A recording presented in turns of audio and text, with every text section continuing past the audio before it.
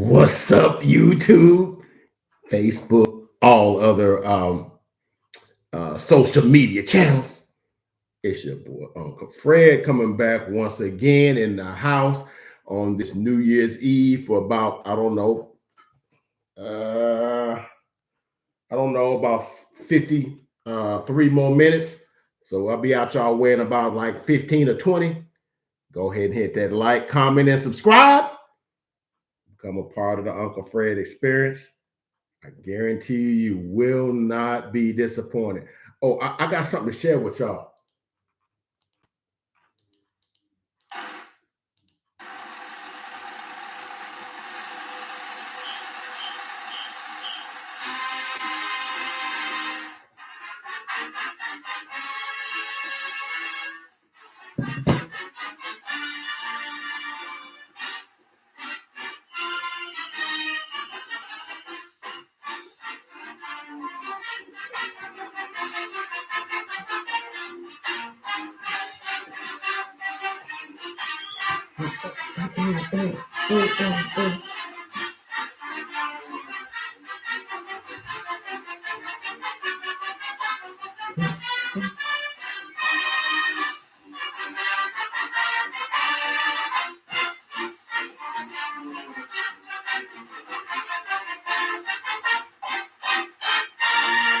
Woo!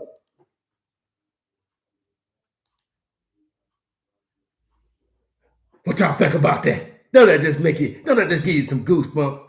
All right, let's get to we don't got time for that.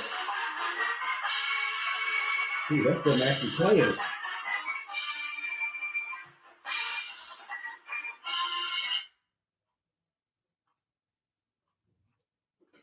I'm gonna play it twice. Once is enough. Once coming in, once going out. I think I hit the thing, is what it is. I got excited. All right, let's get to the nuts and bolts of this thing. All right, you know what the deal is. It's right before it's New Year's Day, New Year's Eve, and if you're an Alabama fan, you on pins and needles because we supposed to be playing, right? So, college football playoff, the Final Four was announced: Alabama, Cincinnati, Michigan, and Georgia. So they put us on as the matinee. So we're going at 2:30. It's Alabama, Cincinnati. Now I want to apologize to the viewing public because I was supposed to have done a pregame, and I was gonna do one. But I had been hearing all the stuff, man. And I was like, man, I got a bad feeling about this game, man. I read it on. I got a bad feeling about it because I've been listening to all the stuff. I mean, they really wanted Cincinnati to upset us, man. They really did. Oh man, it will be great for college football if they will somehow be able to upset the big bad, the big bad enemy, the big bad Alabama. It will be so good for college football, for the little Cinderella team to go in there and just, it would be great for college football. I'm like, dang, I kept seeing it all the time. Like, dang, they act like it's bad for college football if Alabama was to win to do what they supposed to do. Almost like it's bad for the earth for water to be wet or the sky to be blue or the wind to blow. That's kind of what they do, if you understand what I'm saying. So playing on New Year's Eve, playing, the goal, play for big stakes. It's what Alabama kind of does, man. Sorry, that's what we do. All right. And if you think it's bad for us to do what's in our nature to do, then the problem is on you. It's not on us. No, we're not bringing our game down to make you feel better. You need to get your game up to ours. That's what you need to do. So anyway, here comes Cincinnati. They come in. Don't get me wrong. They're a nice little team. They got some talent. Got Desmond Ridder. He's a first round quarterback. And he's going to be drafted. He's going to be playing on Sundays. He's good. He's good. He's been good all year. Threw for like 3,500 yards, like 25 touchdowns, like 8 interceptions. he's good. And then they got a pretty good offensive line, and then on defense they were good because they got two. I'm just gonna be like this. Their two cornerbacks are better than any two that we got. I'm just gonna be honest with you. I'm just gonna be straight fair with it. Kobe Bryant and I think Ahmad Gardner, I think is his name. Yeah, they're first round cornerbacks. They're gonna be playing on Sundays as well, which is why we adopted the game plan that we did. So anyway, we rolled into the game, and all these folks is talking about different things and stuff. And so game kicks off, and we just kind of do what we do. Now, they come from the American Conference, the American something. I can't remember I can't think of the American, what the conference name is off the top of my head. I know it, but I can't think of it. As a outside of the power conference, representative. The first time one of them has made it into the CFP. Okay. So they come in there with a 12-1 record, a couple of impressive wins. They was able to go into South Bend and beat Notre Dame. I think it was like 31-14 or something like that. And Notre Dame only lost. That was their only loss of the season. They went in there and spanked them in their own building. Notre Dame was formidable. And then they beat Houston in their conference championship. Now, before you go knocking Houston, Houston did go in and beat Auburn in the Birmingham Bowl. So they did do that 17-13 if you need them. So they're credible. So they come into this game, and I've always said, and I was actually speaking with a brother today about that. I said, this, I don't know if I want it. It's what's going to happen. It's going to be Alabama and Georgia. I don't want to see that no more. And I said, I see what you're saying, but dude, if them the two best teams, them the two best teams. You can't help what geographic location they come from. You can't let that, man. If you're simple enough to let that keep you from watching good football, then that's on you.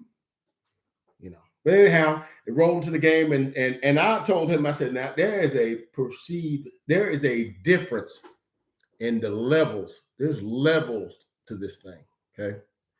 And of course, they're a good team on the top level.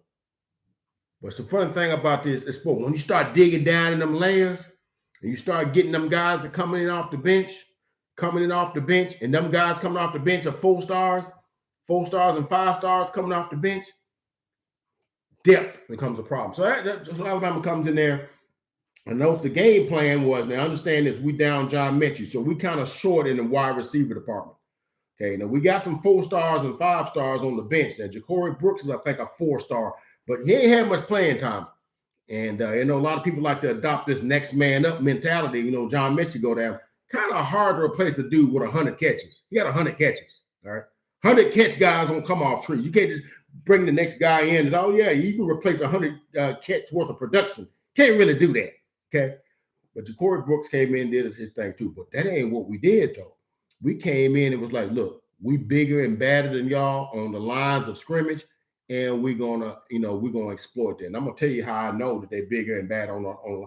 But they came in and they ran that thing, and then ran it, and then ran it, and then ran it, and then ran it.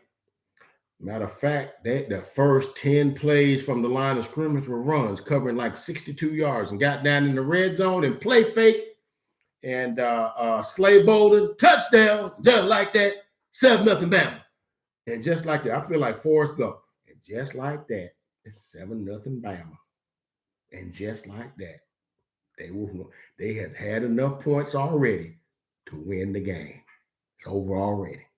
But they kept on playing. And so what they adopted to play this game, and I'm not going to go into it because it was such a business-like approach that we went and we did when we adopted to employ today.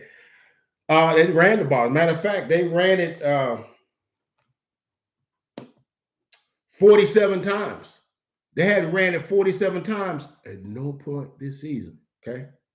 Because understanding, you got two. Matter of fact, Kobe Bryant, the guy that is the cornerback for Cincinnati, was the Jim Thorpe Award winner. Okay, and the other guy, Ahmad Gardner, has not given up a touchdown in his career at corner since he's been to Cincinnati. So those guys are good corners. So it's like, well, why? Well, when we're kind of limited at wide receiver, let's just play the running game and kind of go some play action. And that's what they did. Okay. And so that's how they was able to, keep drives going. Jameson did okay. Not Jameson, but Bryce did okay. He was 17 of 28 for 181 yards. That's an okay game because he just managed the game, because that wasn't the game plan to beat Cincinnati. They can line up and just manhandle Cincinnati. That's what they did, to the tune of 301 yards rushing, okay, on 47 carries. Okay. Now, all the touchdowns came through the air, but getting to the red zone, we did it by ground. And then once we got into the red zone, we went by air. See, it was just like, FedEx. Sometimes you go by ground, and sometimes you got to go by air. So we implemented, the ground game between the 20s. And then once we get inside the 20s, we use the air game. So that's how we was able to win today. But the defense, though, now, Cincinnati was the 9th ranked team offensively in NCAA this year. And they had held to 218 yards, 13 first downs. Okay. All right. And 2 out of 12 on third downs, and an 0 of 4 on fourth downs. So total domination. It was 7-0, and it was 7-3 because Cincinnati came right back down and drove down the field. And they a very impressive drive. They drove about 70 yards and kicked a field goal, and that's about as close as it got. And because next, we actually missed a field goal. Will Reichert actually missed a field goal, and it stayed like 7-3. Then it was 10-3. Then it was 17-3 at halftime. And then I think they kicked the field goal on the first drive, their first drive of the second half, to make it 17-6. And then right at the beginning of the fourth quarter, Bryce Young hits Cameron Latu, the backup tight end, with a 9-yard touchdown pass that made it 24-6.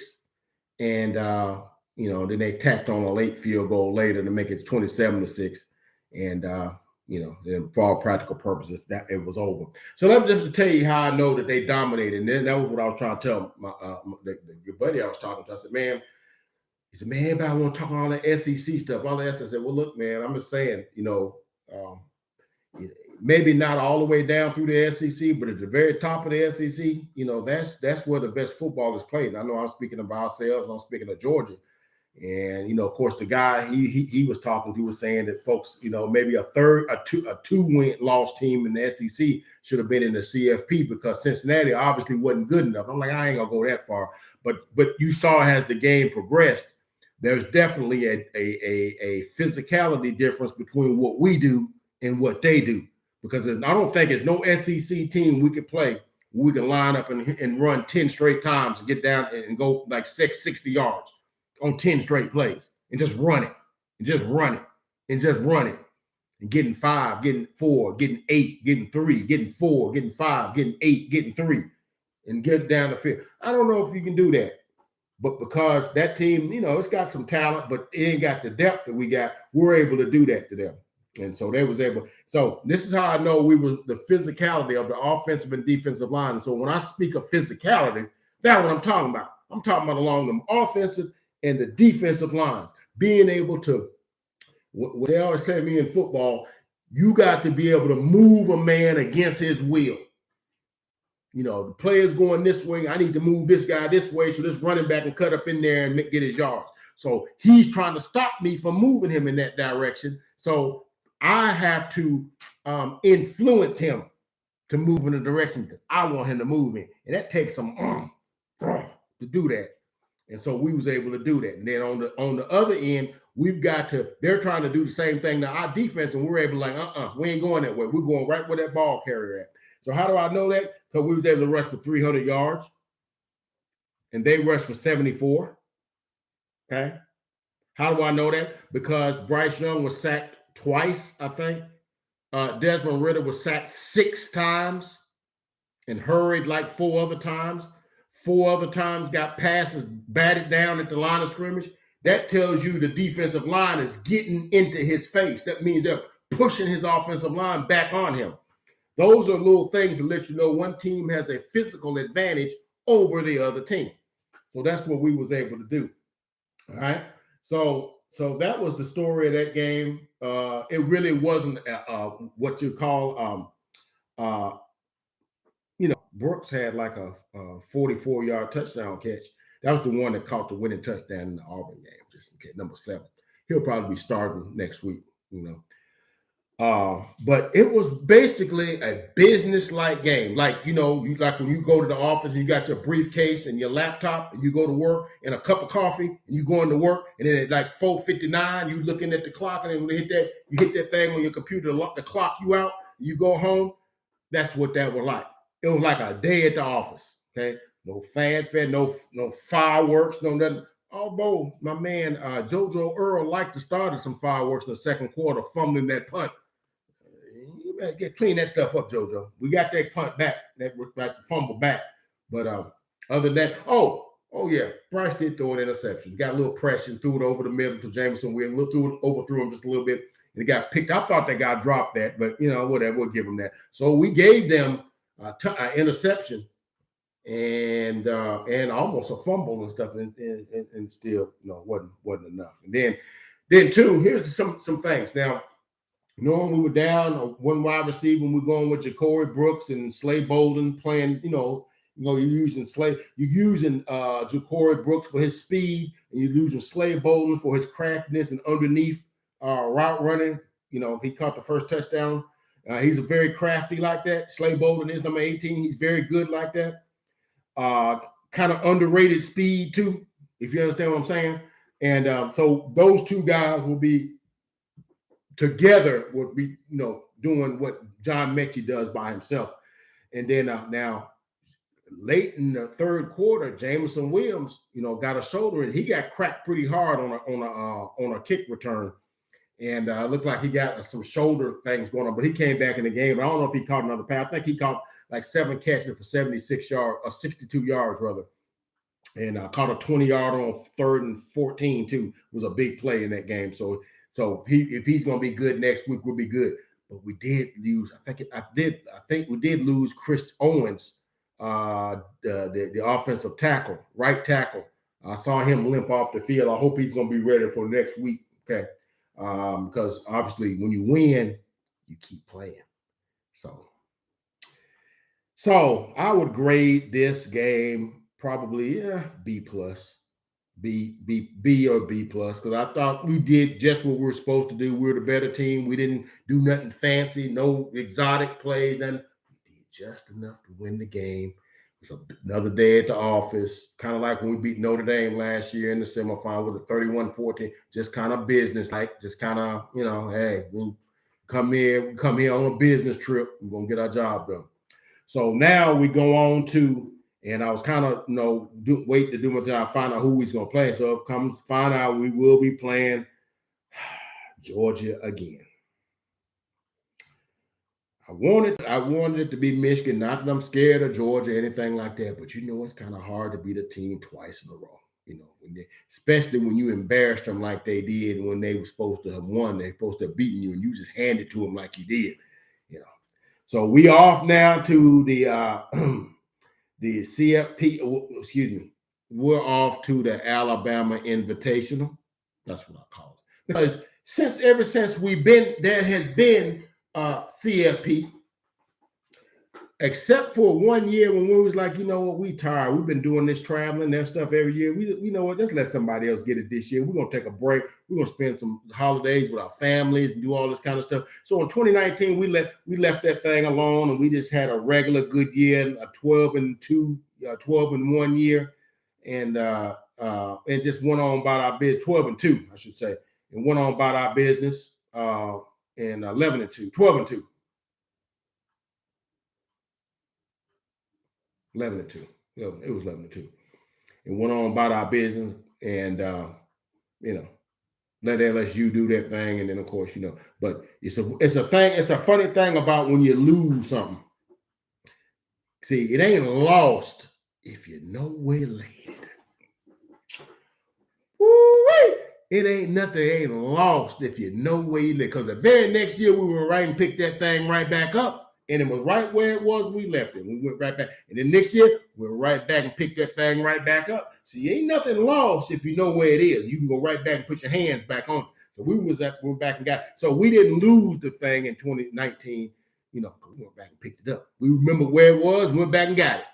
Now it's back in our, in the clutches of our, in our hands now. It's back in our, we own that now. So now we go back to the Alabama Invitational, otherwise known as the CFP Championship game, coming to be next Monday, January 10th at Lucas Oil Field in Indianapolis, Indiana, for the very first time. That's often the site of the Big Ten championship game. This year it's going to be the site of the Natty, or whatever is otherwise called the Natty. And ever since they've been having that thing, they've had it 8 years? We've been in it 7. Started the thing in 2014. Got knocked out in the first round because the very first one, we wanted some bigger name program to win it. We're like, oh, all righty then. You don't want us, but you know what? That very next year, we right back there knocking on the door and kicked the door down and won it again. You know what? That very next year, we knocked it on it again. We kind of took an L on that one, but that's all right. Because that very next year, right back in it, knocked the door down again. Okay? And so in the very next year, right back at it, we took an L that year. But you know what? You got to be in them to lose them. Okay? And so the very next year, last year, kicked that door down again with another perfect season. So right back this year, I'm thinking, with all the people we lost, I'm thinking that maybe this might not be a year that we're going to, play for championship. What was I thinking? Anytime you lose a Mac Jones, you lose a Devontae Smith, you lose a Jalen Waddle, you lose a what's the center's name? God, I can't think of his name. He's an Outland Trophy winner. God, can't I think? It'll come to me in a minute. It'll come to me. Anytime you lose a Patrick Surtain, a Najee Harris, all these guys is first round draft picks.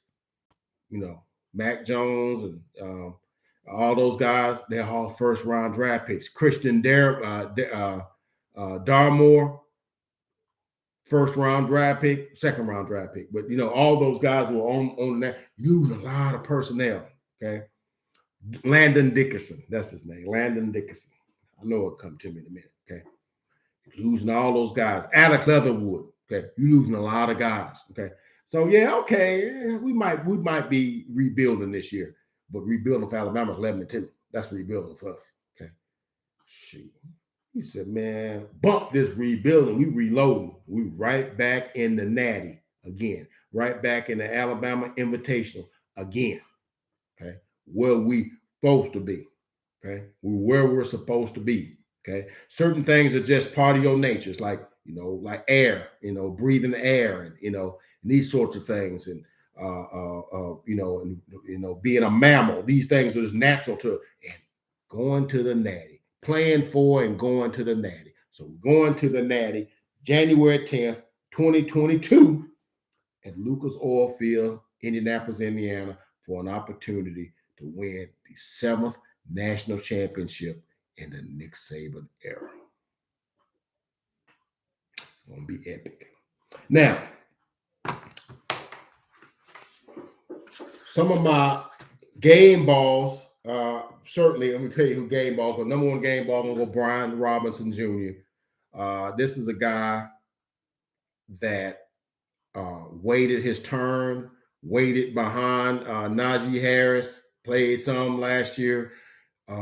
Trey Sanders was supposed to be the guy, but, Trey Sanders has overcome a lot of things, had a bad injury to his ankle, been in a devastating car wreck, just now getting back. He had a nice game today in the semifinal game. He's number 6.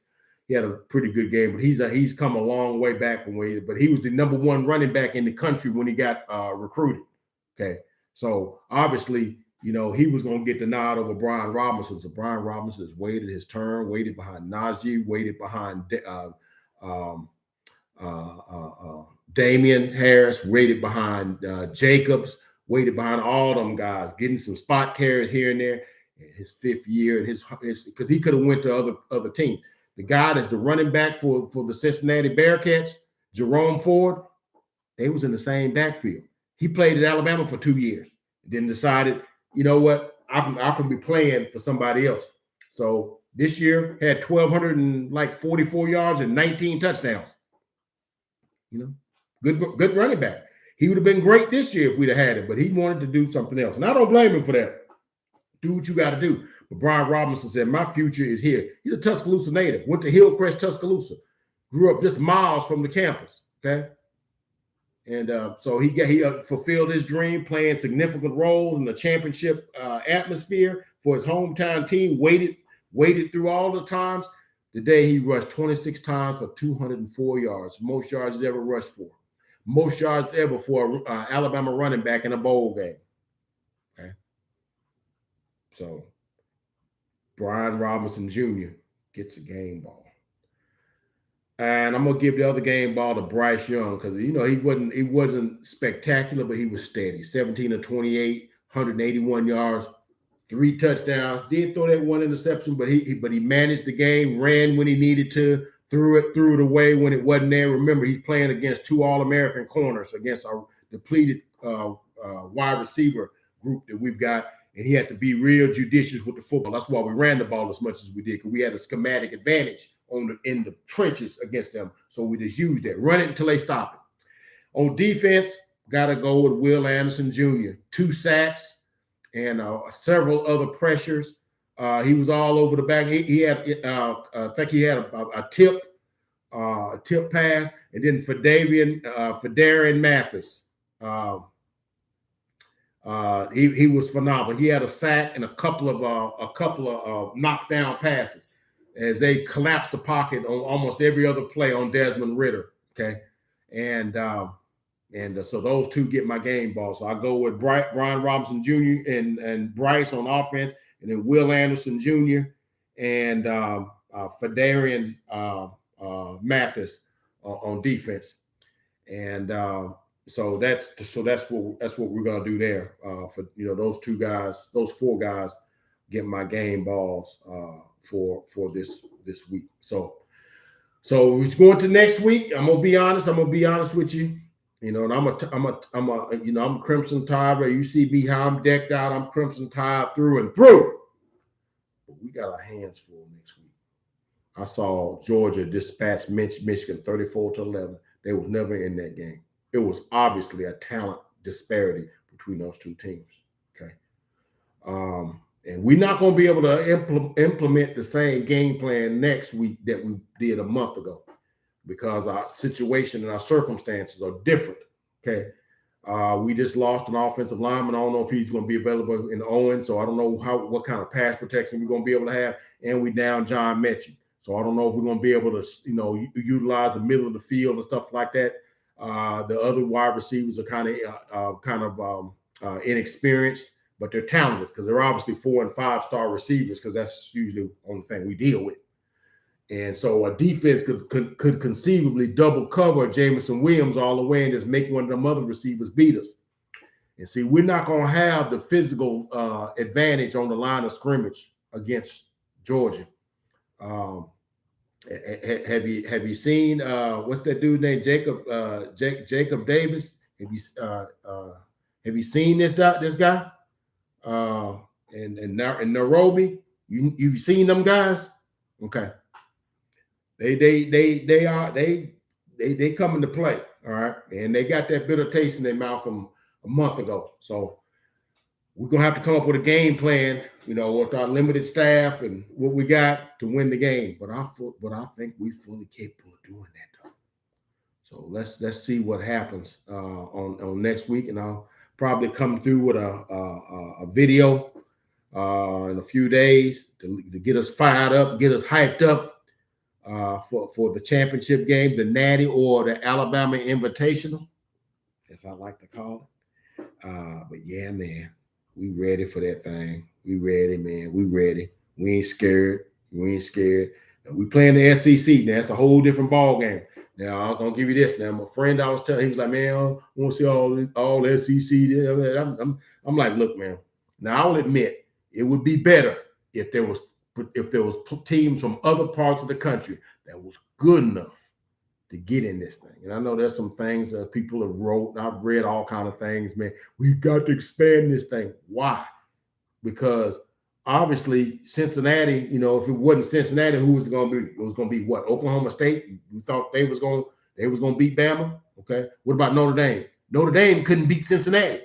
So you thought they was going to beat Bama or Georgia? You thought they was going to beat them?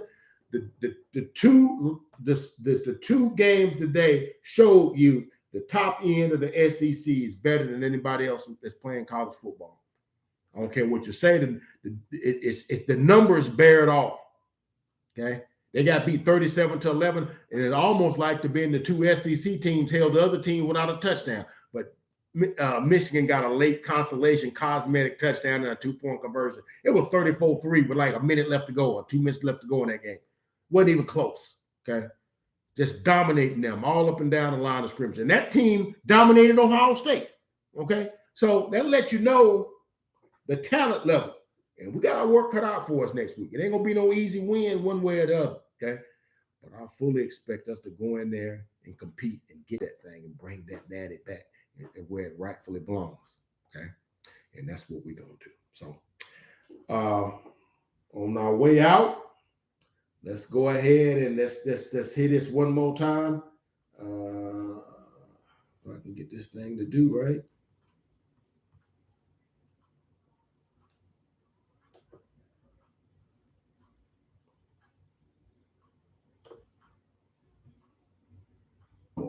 I'm gonna play it.